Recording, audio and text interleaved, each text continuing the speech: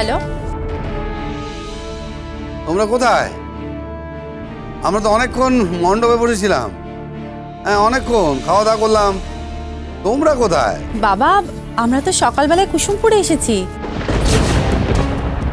What? তোমার মামুনিকে ফোনটা দাও। দিচ্ছি।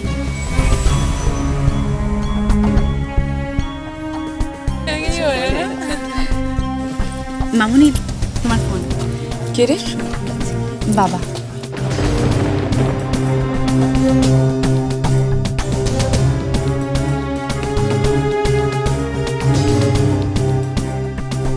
হ্যাঁ বল। অনু, কোন সাহসে তুমি ওইখানে গেছো? কার পারমিশন নিয়ে গেছো বলো? কারোর পারমিশন নিয়ে আসতে হবে বুঝি? নিতে হবে, নিতে হবে, পারমিশন নিতে হবে, নইলে ঘরে ঢুকতে দেবো না, দূর করে দেবো। ছি, কিভাবে কথা বলছো তুমি? আজ এত বছর সংসার করার পর আমি আমার বৌমাকে নিয়ে নিজের ইচ্ছে মতো একটা গ্রামের পুজো দেখতে আসতে পারি না? তার জন্য আমার তোমার পারমিশন নিতে হবে? তার জন্য তুমি দূর করে দেবে? হ্যাঁ দেব, দূর করে দেব, দূর করে দেব। কেননা গ্রামের সেই লোকটার সঙ্গে যে তোমার ভালোবাসার সম্পর্ক, প্রেমের সম্পর্ক, তা কদর্য সম্পর্ক নিয়ে তুমি ঘুরে বেড়াচ্ছ। Shut up!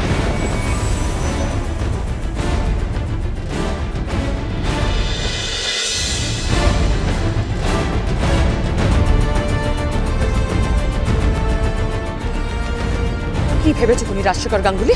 কি ভেবেছো যখন তখন মেয়েদের দিকে আঙুল তুলে তাদের চরিত্রহীনা বলবে? সবাইকে নিজের মতো ভাবো নাকি? কি কি বলে তুমি? আমি চরিত্রহীন? হ্যাঁ, চরিত্রহীন। যে স্বামী তার স্ত্রীর প্রতি এরকম একটা কুৎসিত ধারণা রাখতে পারে, সেই স্বামীর চরিত্র সম্বন্ধে আমার যথেষ্ট সন্দেহ আছে।